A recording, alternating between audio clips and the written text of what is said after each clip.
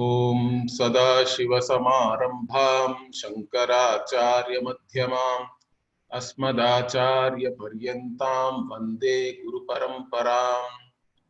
ओम पूर्णमदः पूर्णमिदं पूर्णात् पूर्णमुदच्यते पूर्णस्य पूर्णमादाय पूर्णमेवावशिष्यते।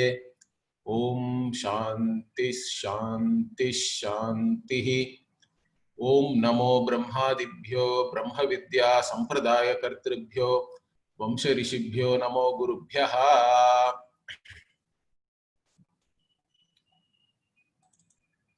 So we were looking at the 10th Vakya in the 4th Brahmana of the first chapter, and we were actually discussing whether Devas can stop a Brahmavid, the knower of Brahman, from attaining the results of that knowledge. Now, in that context, Bhashyakara explained that even Devas are not capable of that, that the Shruti itself says that. So he further explained why even the Devatas, the Devas or even Ishvara cannot stop somebody from attaining the results of this knowledge, because there is no gap. Knowing is immediately going to result in freedom from all limitations, which is moksha. So moksha is the phala, is the result of this knowledge, and that result is simultaneously achieved along with gaining the knowledge. There is no gap. Okay, so nobody can come in between and try to stop you from attaining the results of this knowledge. So that he even said here explicitly, Natu iha vidya samakale atmabhute deshakala nimitta anantarite avasara anupapattehe. Like that he finally finished it. See, he said, at least for karma phala, you can say that somebody can stop you from gaining the results of your action, because there is a gap. The effort you make and the result you get, between the two, there is some deshakala nimitta antaritam, means there is a gap is there in terms of space, time, etc. when you get the results. But here, vidya samakale, as soon as you know, you become the Atma of everybody, sarvam abhavat, and there is no gap or anything. You have to gain vidya, and then after some time only you will get this result. It is not like that. So there is no scope for anybody to come and do anything. They cannot come and stop you from attaining the results of this knowledge. Once you gain the knowledge, you are a jnani. In fact, the only problem is your own attitude. See, for most people, they have all sorts of notions about who can be a jnani. Okay, so that itself is a problem. Whether, in fact, that point was even addressed some time back, correct? Bhashyakara says, even the people who are there currently, at his time at least he was saying, but we can extrapolate it and say even now. So people who are there even today, all of us are actually qualified to gain this knowledge.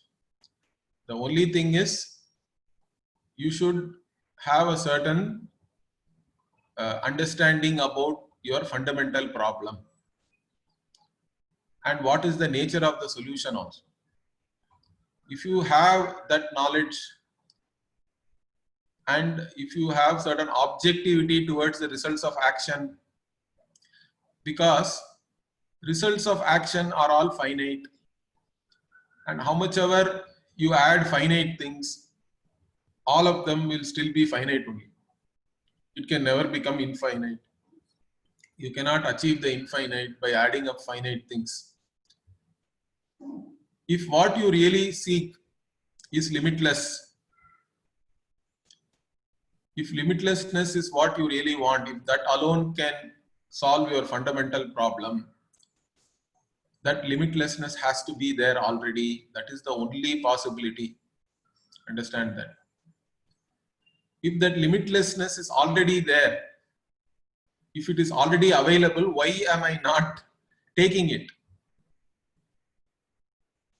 Means that is where ignorance is there. There is a self-ignorance about oneself. You are already that limitless, but due to wrong notions, due to identification with this body, mind, sense complex, due to identification with Anatma really, because whatever I see can never be I. It's a very simple thing. I repeat again, or I may have repeated this many times, but it is the most simple thing, but not very easy to digest, I think, or assimilate. Whatever I see is not I. And this body, mind, sense complex, everything is an object of my consciousness, or object of consciousness, which is I, in fact, really. That alone is I. Everything is an object of consciousness. I alone is that consciousness. I am that consciousness only. I am a conscious being who is invariable in each and every cognition. Everything else is only an object of consciousness. It is not I, including your body, mind, sense complex. That has to go within you very clearly. Then everything is then everything will follow. Okay, by implication. If I am the only invariable, unchanging, conscious being in every cognition, whatever is cognized is mithya, because whatever is cognized, all objects of cognitions are changing all the time. They are only names and forms. They have no substance. They don't have any real existence. In fact, they come and go. I, as the conscious being, as the invariable, changeless, conscious being in every cognition alone is Satyam. I am the ultimate reality. In fact, of both subject-object. Okay, so initially we say we differentiate, but then we have to accommodate everything, because I am the infinite consciousness who is the basis for the appearance of subject and object. When there is no object, the status of being subject also is only mithya. So I am just this conscious being who is limitless, who does not lack anything, who is complete, who is whole, who is not a wanting, limited being. All that wanting, limited being and all is born out of wrong attachment or wrong identity with Anatma, not self. Okay, identity with body, identity with prana, identity with mind. Okay, all this identity, wrong identities, are the ones which are giving all the problems. Okay, so that has to go. That's it. That is knowledge. And that knowledge does not mean anything. It doesn't depend on any other thing. There has to be something, or I should have a long beard. Of course, I have beard, but that doesn't mean, or somehow you cannot have a certain idea that only such and such person is a jnani and all that. If you have the jnanam, you are jnani. You have to own it up. That's it. Is it clear? If you know this fact, it's a very simple fact. Vedanta is actually very simple. But assimilation takes time because of viparita buddhi only. Because there is a viparita bhavana is already there. This identity with body, mind, sense complex is very strong, and it takes some time to go away. But even that can be felled. It is all, this whole samsara is only a tree. That's why it is the imagery of a tree is given. Okay, this whole life of becoming is like a tree. and that tree can be cut right from its roots onwards. It can be uprooted. Okay. Jnana Agni Dagdha Karmani also we say. Jnana Agni will burn all these things. Similarly, Urdhva Moolam Adashakam Ashwattham Prahurar Avyayam, like that, 15th chapter Bhagavan starts. Then he says what? Krista Shaka Guna Pravridha Vishay Pravalaha Adascha Karmanu Bandhuini Manushya Loke.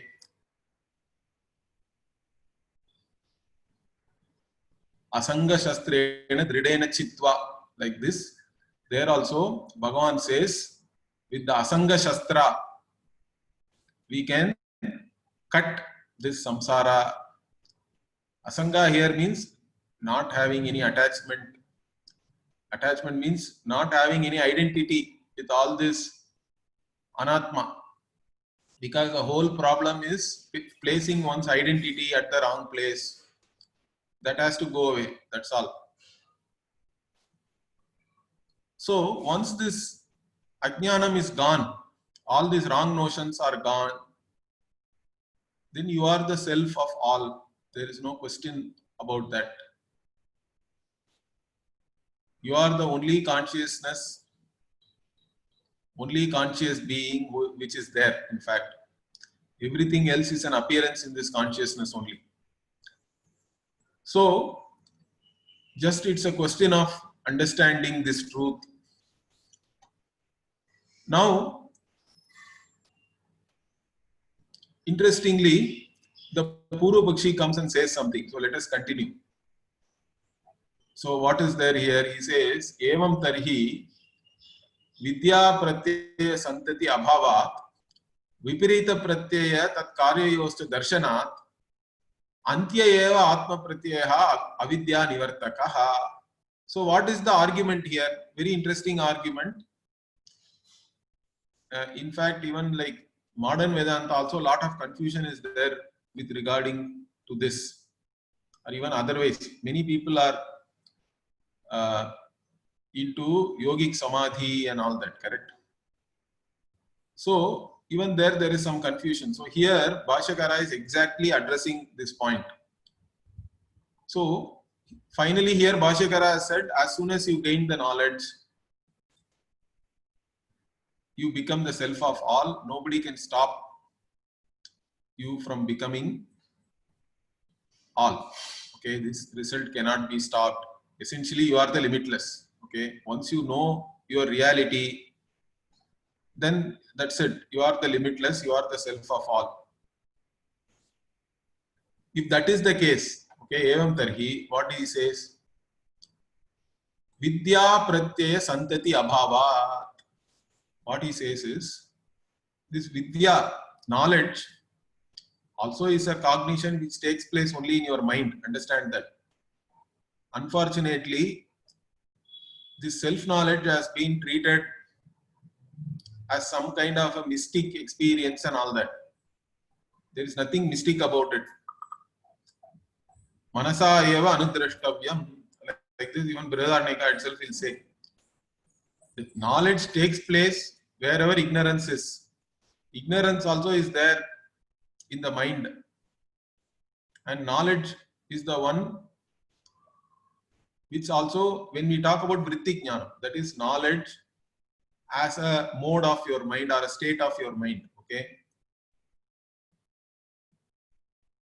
So when knowledge takes place, ignorance is destroyed. That is true for any ignorance. Okay. Because all knowledge is already there. Understand that.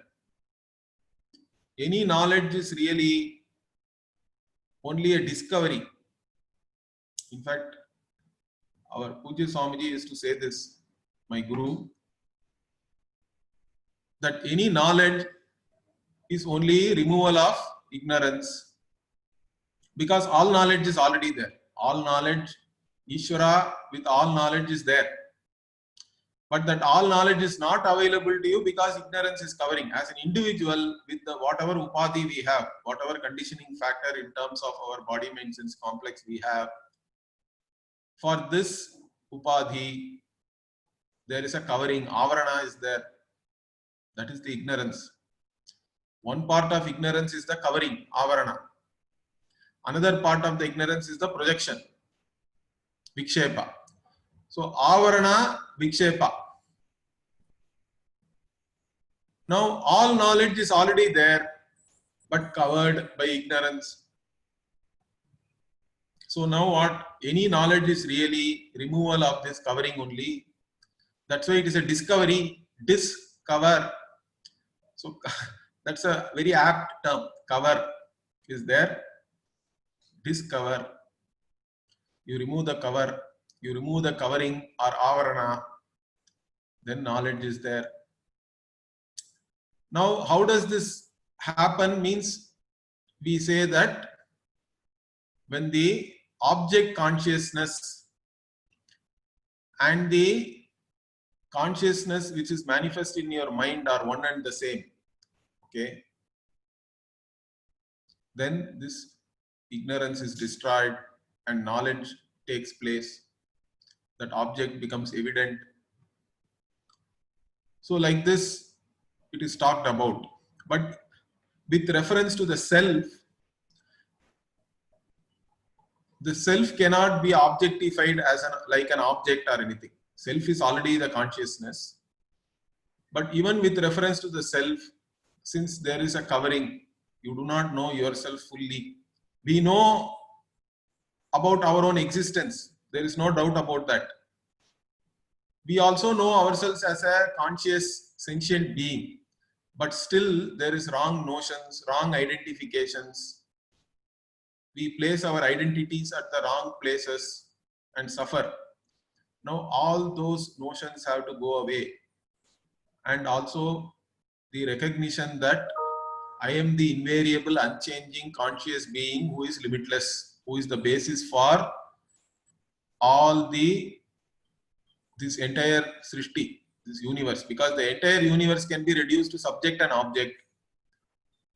Okay, and both subject and object are in me. That knowledge, when it takes place, again that ignorance is gone. Now, the Purva Pakshi here is pointing out, when does that ignorance go? He is asking. The first time you hear the teaching and you understand, does it go? Or it has to be kept on repeating? Okay. There has to be a flow of the same cognition again and again and again. And then the last one alone can remove. What is the last? Even that Purva Pakshi cannot define. That is the whole problem in this argument. We'll come to that. But what he is saying is, at least he is saying, whatever you are saying to Shankara, he is saying now, that this Vidya will remove the ignorance, fine. And as soon as the ignorance is gone, then the phala also is there immediately. Nobody can stop. But there is no flow of this cognition. The same cognition has to flow till the time all the viparita bhavana or viparita pratyaya. See, he says, if Atma alone is Satyam, and I have to be only, my mind has to be only focused on the reality of this Atma as Satyam Jnanam Anantam, as Brahman. Aham Brahmasmi alone has to be there in my mind. Aham Brahmasmi, Aham Brahmasmi, Aham Brahmasmi. If any other thought comes in between, I see you, I see the computer, then it is Dvaita. Right? It is a Viparita Pratyaya. It is a cognition which is contradictory to the knowledge that Aham Brahmasmi. Because as soon as I see another thing separate from myself, it is contradictory. There is a subject, there is an object, there is a division, there is a difference. So it is a Viparita Pratyaya. So Viparita Pratyaya, once it is there, then it will also have its own karya, it is effects. Why? As soon as you see something different from yourself, then you can have fear, You can have desire for that. In fact, it can start from desire onwards. Because you think you are separate from the other thing. Then you become wanting. You are limited. Then you want the other thing. So it starts from desire onwards. Once the Viparita Pratyaya is there, once Dvaita itself is cognized, then all its effects will start. Right from what? Right from desire, and desire can then become, if unfulfilled desire is there, it will become anger. And if somebody else's desire gets fulfilled, then it becomes jealousy. So all these problems start coming. So Viparita Pratyaya tat karyayoscha darshana. So even whomever you call Jnani also is seeing others. In fact, Jnani is the Guru. And Guru is teaching the Sishya. So Guru, Sishya, duality is there. That itself is Viparita Pratyaya. So this cognition of the other, which is contradictory to Aham Brahmasmi, this knowledge, is being seen. Until that is there, how can you say that somebody has gained this knowledge? You can only say that when Aham Brahmasmi alone should be there in somebody's mind continuously as a flow. Nothing else can be there. That person then cannot see anything else also. Correct? Then there cannot be any Guru Sishya Parampara also. These are all implications of this argument. But anyway, I am just telling you. So that is what. But this kind of a thinking is very much there. Okay, many people think that somehow you have to stop all the thoughts, make everything empty, and then only you have knowledge. Empty head is not knowledge. Okay, it may be a lightened mind. Swamiji used to say, our goal is not a lightened mind. There is no thoughts even in deep sleep, correct? Every day we are achieving that. So lightened mind is not the point. Enlightened mind is what is required, not lightened mind. So here Purvapakshi is pointing out that since there is no continuous flow of the same cognition, Aham Brahmasmi, and there are cognitions which are contradictory to that knowledge which is seen. Therefore, the last Aham Brahmasmi, after which there won't be any Viparita Pratyaya, let us say. How that is going to be achieved, we don't know. But he is just saying only the last cognition of Aham Brahmasmi, after which there will not be any other contradictory cognitions of duality. That alone can be avidya nivartakaha. That alone can be the one which destroys avidya. As long as you see the something else, or as long as your mind itself has some other cognition other than Aham Brahmasmi, then the avidya has not gone. Ignorance is not yet gone. So only the last Aham Brahmasmi cognition, after which there is no other contradictory cognition, alone can be the one which destroys avidya, which removes ignorance. Natu purvaha iti, not the ones which happen before that, okay, or the first one, let us say. The first time you gain this knowledge, ignorance does not go away. Okay, this is the argument. And only the last, what is that last time? After which nothing else also should be there. Okay, no other cognition should happen. That is the last. Then Bhashyakara, beautifully he argues, he says, nah, if you say so, it's not correct. Why? He says, Prathamena anaikantikatva. So he says very clearly, what is the difference between the last cognition and the first cognition? First you tell me that. There is no difference, correct? The first cognition and the last cognition are the same. Everything is Aham Brahmasmi. So what is the difference between the first and the last? If there is any difference, then you can say first one does not remove the ignorance Only last one is removing. But they are all the same. Their content is the same. So he says, Yadihi prathamaha atma vishayaha pratyaha avidyam na nivartayati tatha antyaha api tulya vishayatvat. So if you say that the first cognition does not remove ignorance, then the last one also cannot do that, because they are all, their subject matter is the same, correct? Whatever is being revealed by the cognition, this cognition of self-knowledge also, whatever is happening there, correct? It is the same, whether it is the first cognition or the last one. The subject matter is the same.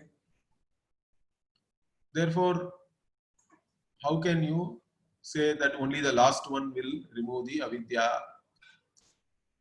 So then the Purva Bakshi changes tack. He says, okay, evam tarhi, if that is the case, in that case, santataha avidya nivartakaha na vichinnaha iti. Then he says, only the flow of the same cognition alone can remove the self-ignorance. Not the ones where something in between, some other cognitions, if it comes, then that's it. It cannot. So once you gain knowledge, you cannot have any other thought. That is the implication of this. Aham Brahmasmi, I know. Then always Aham Brahmasmi only has to be there in your mind. No other cognition can come. Some people, even for bhakti also, they talk about like this. See, even in Gita, there is a verse, Ananyas chintayanto mam ye janah paryupasate tesham nityabhiyuktena yogakshemam vahamyaham. So this yogakshemam vahamyaham is a slogan of LIC also. Okay. So Ananyas chintayanto mam. Ananyaha chintayantaha mam. So what is this Ananya Chinta? Means to the exclusion of everything else, I should only think of Lord Krishna. Krishna, Krishna, Krishna, Krishna, Krishna alone. Is it possible? That's not possible. The Ananya Chinta is not about a particular manovritti, correct? Only manovritti of Krishna has to be there always, means you cannot do anything else. Even the greatest of the bhaktas has to eat. Or if you eat, you have to digest it. Then you have to excrete it. What are you going to do?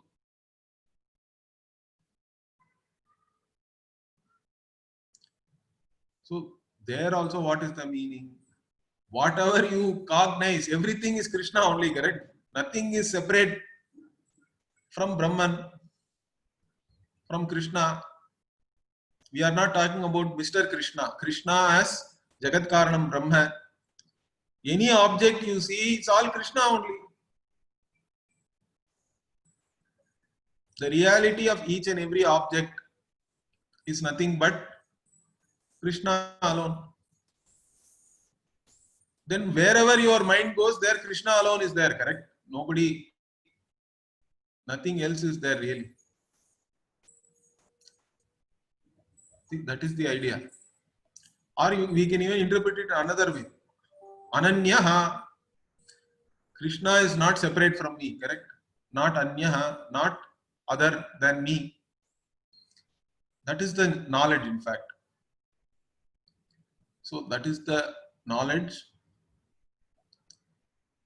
And that knowledge alone again leads to the vision that whatever you see, it's all only one vastu. No object is separate from that, because their very existence is from that one vastu. So this again, even in Tamil, it is beautifully said. Marattai maraitadu mamada yanai. Marattil maraindadu mamada yanai. So the great elephant, it seems, covered the wood. So there is a wooden elephant. It looks so real. It is beautifully carved. So if you look at it as elephant, Then the wood is covered. You see elephant and so many different parts and all that, correct? Elephant looks so ferocious. It is taking its whatever trunk up and it's about to come and attack you. It looks like that. It has a huge ivory. Okay.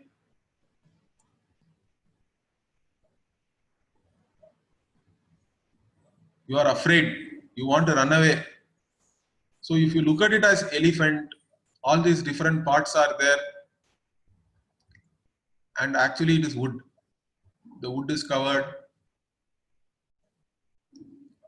But if you look at it as wood, there is only one wood.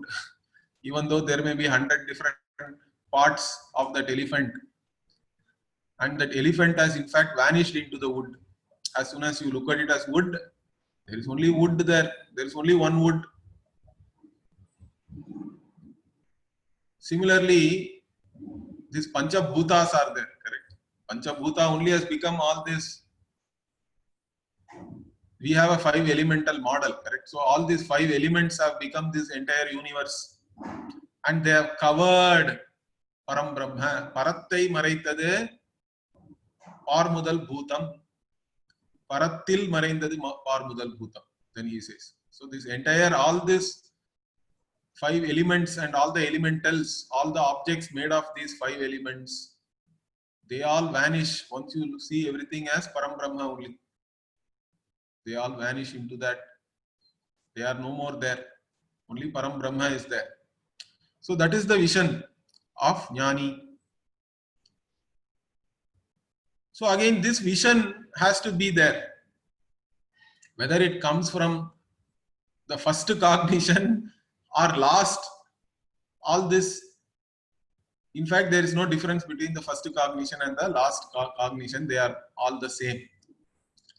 But still what this Purvapakshi is saying, only a flow, unobstructed flow of the same cognition alone can be considered as avidya nivartakaha, the one which destroys ignorance.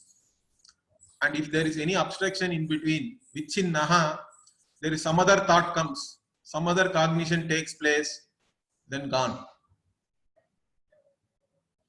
Even that Bhashyakara doesn't agree. He says, nah. Why? He says, see, he's a very practical person. He says, Jivanadau sati santati anubhavattehe. You have to live. You have to do things as a living being. You can't but breathe. You have to eat. All this you have to do for the purpose of living. You have to do things. And that being the case, this flow has to come to an end. Correct? It will be cut short. Some other thought has to come. You have to see food, eat food. So Jivanadau sati santati anubhavattehe. This flow cannot be there all the time. Because we have to, Deha Dharanam we have to do, correct? We have to keep up this body. This body is already there. It has started. You can't say all jnanis have to commit suicide. Or, in fact, there is a serious thinking like this also. Many people think that if you are really a jnani, your entire body should vanish. Everything should vanish. There are some stories also like this. Some bhaktas entered into the sanctum sanctorum of some temple and then they merged with Ishvara. They just vanished there and all that. Those stories may be there. We are not doubting that. But that is not a criteria for jnanam, at least. Understand that. That cannot be a criteria for saying that then only this ajnana is gone and you have gained knowledge. So Jivanadau sati santati anubhavattehe. Bhashyakara very clearly says, you have to do things to keep living. And therefore this same flow of the same cognition cannot be there. So he says, Nahi jivanadi hetuke pratyaye sati vidya pratyaya santatihi upapadyate virodha. So he explains that clearly. See, for the purpose of living, certain cognitions have to take place. Certain other cognitions have to take place other than Aham Brahmasmi. And when that happens, this Aham Brahmasmi cognition has to come to an end. So it is now staggered.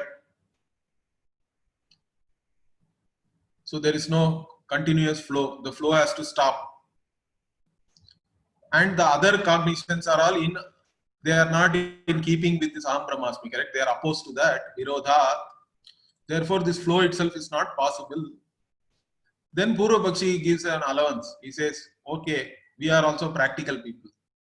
Okay, so he says, Atha Jivanadi Pratyaya Tiraskarane Naiva Amaranantat Vidya Santatihi Iti Chet.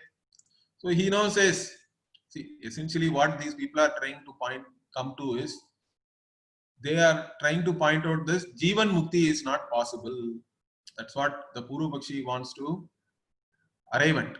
So that is what he is also moving towards. He is saying only Videha Mukti is possible. While living only, you cannot be enjoying the freedom. You cannot have freedom while living. Moksha is not possible while living. So he now says, let us leave out all these cognitions which you have to maintain your body, at least, correct? As a living being, you have to do certain things. We will discount all that. Okay, Jivanadi Pratyaya Tiraskarane Naiva. We will leave all those things out. But still, till the time you die, other than this very essential cognitions which are required for only living, but all other time you have to be only having the flow of this Aham Brahmasmi cognition. Okay. Amarananta Vidya Santatihi Iti Chet. So whatever flow is there till you die, that flow alone will remove the ignorance. That means while you are living, you cannot have this jnanam. That means there will not be any Guru Shishya Parampara itself. All these things are problem. Okay. But anyway, so he is making an allowance and then proposing this. Bhashyakara, no, even that Bhashyakara doesn't agree. Why? He says, Pratyaye yatta santana anavadharana shastrartha anavadharana dosha. See, how many pratyayas in a flow will remove ignorance? Okay, that has not been determined, he says. Pratyayatta santana anavadharana. What is this santana? When you talk about this santati flow and all that, how long this flow should be there? How many cognitions continuously occurring will make a flow which will really remove ignorance? It has not been said anywhere in the Shastra. It is not ascertained in the Shastra. Therefore, if you say like this, then whatever the Shastra is teaching us, correct, whatever it is revealing, that knowledge itself will become useless to us. Because finally we don't know how many times this cognition Aham Brahmasmi has to repeat for the ignorance to be removed and knowledge and its result to be enjoyed. Okay. So he explains that Yatam Pratyayanam Santatihi Avidyayaha Nivartika iti Anavadharana. So Yatam Pratyayanam means what? So many Pratyayas, so many cognitions. Okay, the flow of so many cognitions will remove ignorance. Avidyayaha Nivartika. So flow means, flow also we have to define, correct? How many cognitions make up a flow which will really remove ignorance? Now that is not defined. That itself is not defined. Therefore what? Shastrartaha na avadhriyeta. Therefore we cannot ascertain what is the real meaning of the Shastra, what it is really revealing. So, but that is not what we desire. Tacha anishtam. That is not what is ishta for both of us. In fact, it is not desirable. Okay, so whatever you say is leading to an undesirable situation. But still Purvapakshi is not leaving. He says, no, santati matratve avadharitaha eva iti chet. Let us say a flow of cognition alone will remove ignorance. Flow has to be there. He's holding on to the flow now. Okay. Only the flow of the same cognition can be ascertained as something which will remove ignorance. One cognition alone cannot remove ignorance. Finally, he is come to that. So, even for this, the same original argument only Bhashyakara gives. Nah, even that we cannot accept. That there has to be a flow and all, we need not accept. Adyantayoho avisheshat. Because anyway, even in the flow, there is no difference between the first and the last. Everything is the same. It's the same cognition. So, prathama vidya pratyaya santatihi marana kalanta va iti vishesha abhavat adyantayoho pratyayoho purvoktau dosho prasajyeyatam. So, we cannot say that there is a difference between the first cognition and the cognition which is there just before your death. And so we don't know which one really caused the destruction of ignorance. So it is the same, whatever originally we said, that same argument, that same defect applies for this also.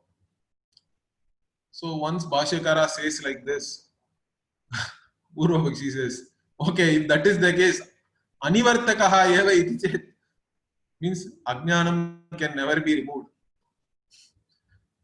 Can we say like that then? That also Bhashyakara doesn't agree. He says, nah, no, why? Tasmat tat sarvam abhavat iti shrutehe.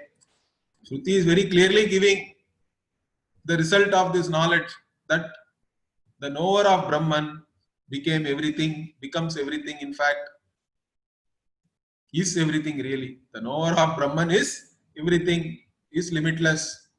Sarvam abhavat. Shruti is there. Not only this Shruti, other Shrutis are there. Vidyate hridaya grantihi, Mundakopanishad. Vidyate hridaya grantihi, chidyante sarva samshayaha, kshiyante chasya karmani, tasmin drishte paravare. Like this beautiful Mundaka Shruti is there. Ishavasya is there. Tatra ko moha kashyoka ekatvam anupashyataha. So all these Shrutis are clearly giving the phala of this Brahma Vidya. So how can you say that this Ajnana can never be removed? Then finally he says, no, it is all only Arthavada. Arthavada iti chet. So whatever your Upanishads are saying, it is all only eulogy. Arthavada means, in English they translate as eulogy, but really Arthavada means what? See, as per the Purva Mimamsaka, everything the Veda says has to be connected to some karma. But there are some stories and things also like that in the Veda. So how do you take meaning?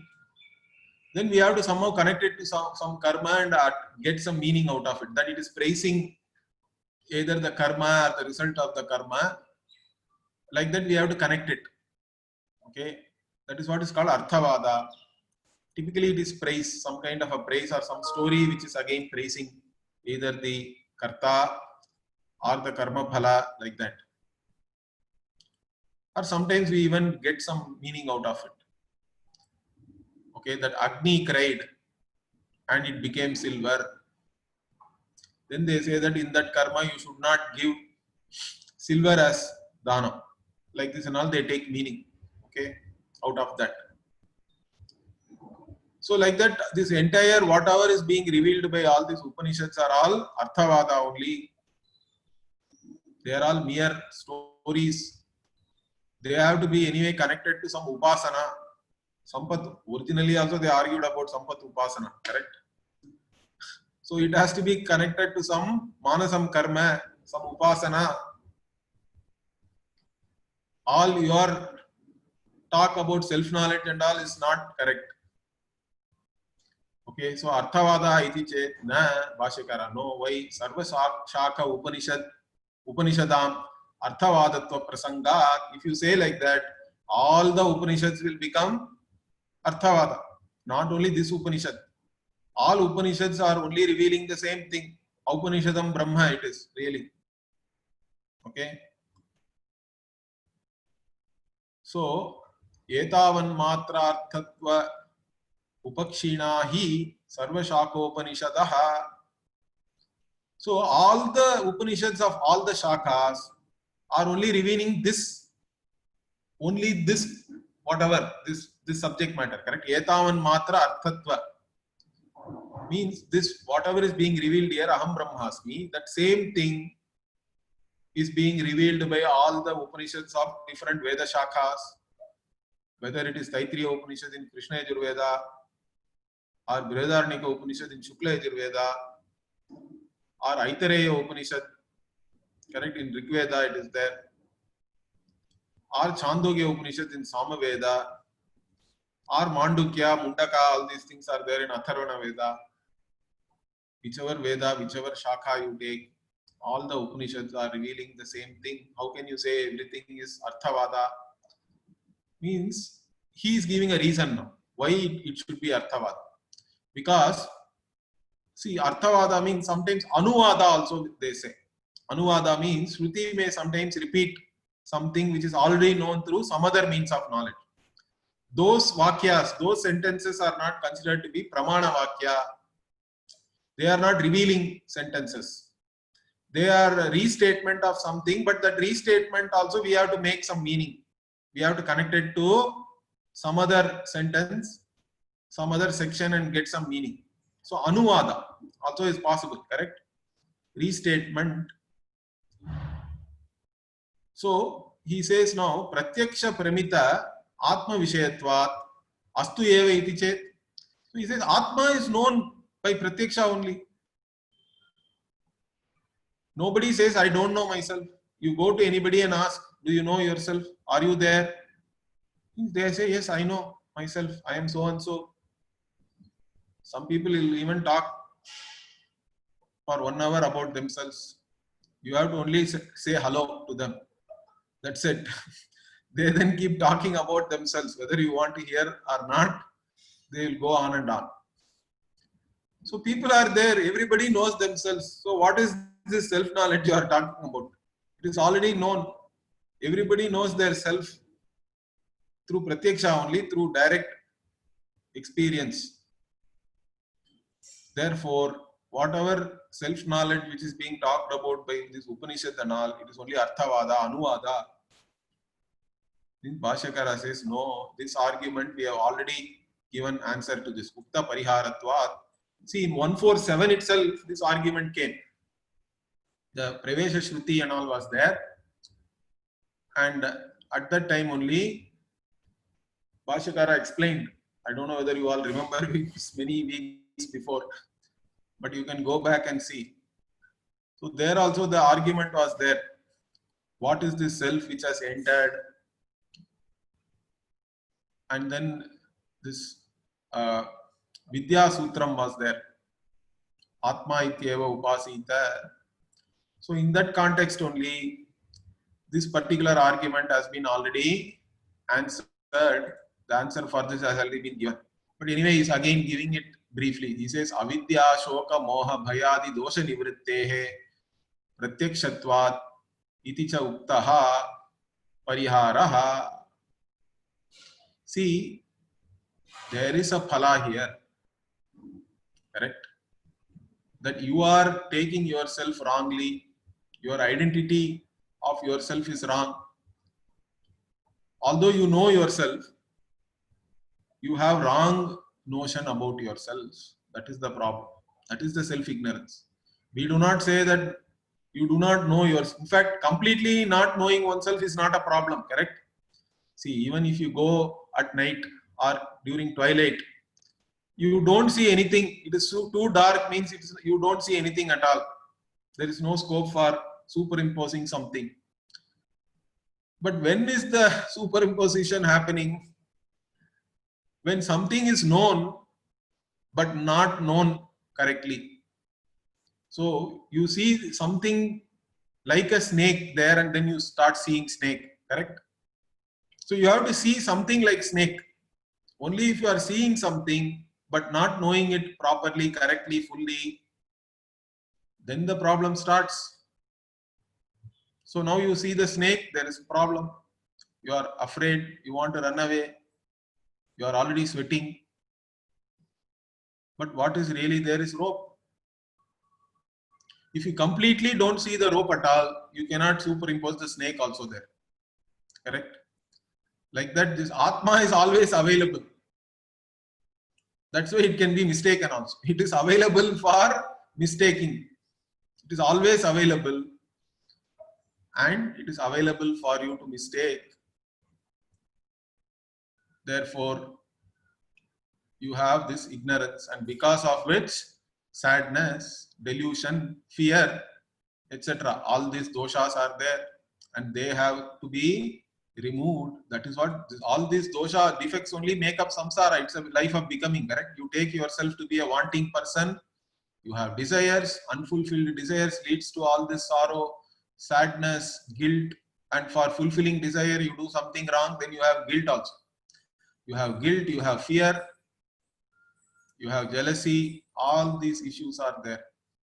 You have inferiority complex, you think you are small, you need approval from others. All these things are problem. All the time people are seeking approval from others. This itself is a problem. Okay. So all these things are there and they have to go away, correct? And this phala is, this nivritti is pratyaksha. This phala is there to be enjoyed by this jnanam. Therefore, you cannot say this jnanam is arthavada. Arthavada means it will not have its own result like this, correct, separately.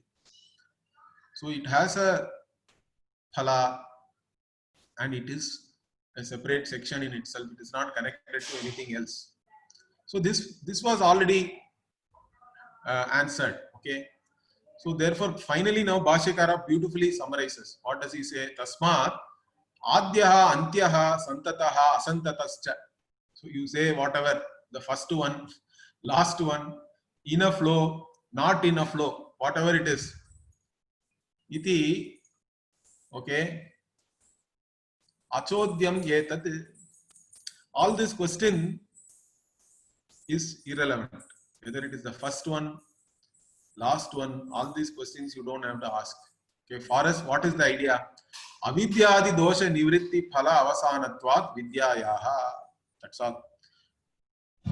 The knowledge is there when this, all this avidya, the ignorance and its effects, okay, which are all different types of defects like we have seen, correct? Starting from desire onwards, all these things have to be removed. They have to be gone. Whichever accomplishes that is vidya for us. Whether it is the first one, last one, whether it is in a flow, not in a flow and all are irrelevant questions. Those questions in fact are not even relevant here. Okay. So that is vidya, that is knowledge which removes ignorance and all its effect, undesirable effects. That alone is knowledge. So he further explains that. So eva avidyadi dosha nivritti phalakrit pratyayaha adyaha antyaha santataha asantataha va sayeva vidya iti apyubagamat. So that alone, okay, that pratyaya, that cognition which removes ignorance and its defects, okay, the undesirable defects. So the result, the cognition which results in the removal of ignorance and all the undesirable effects of that ignorance, whether that cognition is first, last, whether it is in a flow or whether it is not in a flow, okay, whichever it is, but that alone is vidya for us. Sayeva vidya. That's how we have ascertained now. Iti abhyubagamat. Na chodyasya avatara gandhaha api asti. So chodyam means here question. So your question is not relevant. There is no context for your question really. Okay. So now Bhashyakara goes to the other point, which is a valid point. Okay. So he says, Yattu uktam viparita pratyaya tat karyayoscha darshanaditi. So why did he even bring up this point of flow and all that? His original point is, here you can see, viparita pratyaya tat karyayoscha darshana. That is the point. He says, even those who are jnanis are leading a life in this dvaita, in this transactional world. And while you are transacting in the world, how can you say that you are sarvam abhavat? He is the one which is everything and all that.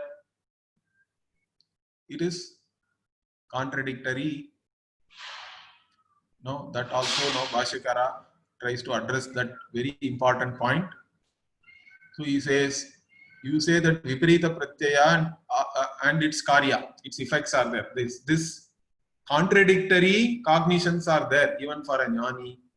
These cognitions which are contradicting the knowledge that aham brahmasmi.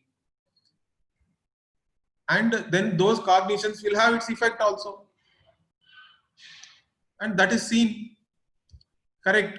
But that does not mean that the avidya has not been removed. Your conclusion is wrong. That's what point Bhashyakara is pointing here. This viparita pratyaya is there.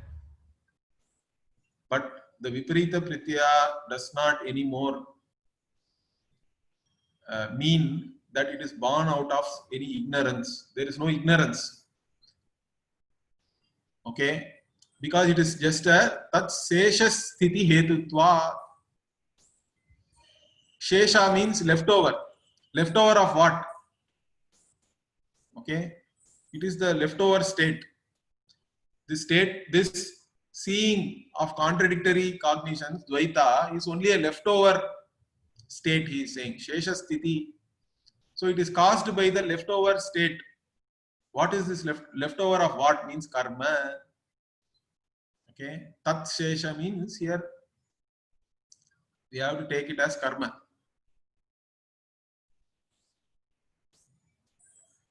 The prarabdha karma has already started. This body has already started. This jnanam will not destroy the body. Understand that? It cannot. Because this karma has already started giving results. And it will only end when it has exhausted. Okay, giving its result. Till then it will continue. It is like fan is rotating. You switch it off. There is no more current now, correct? But still the fan has already, whatever force has already applied, that force will have its effect, correct? The fan will keep rotating for some time till that force is exhausted and it stops. Or Bhashyakara here says, Mukta Ishuvat, it is like an arrow which has been already released. That arrow is now going, it is traveling. It will travel till it has that force. Then it will fall. But that doesn't mean there is ajnana. So ajnana is not there anymore. This vidya, knowledge, is not a virodhi for dvaita cognition. This is a very, very important point. Understand this. About this, I will talk in more detail next week, because these are all very, very great commentary.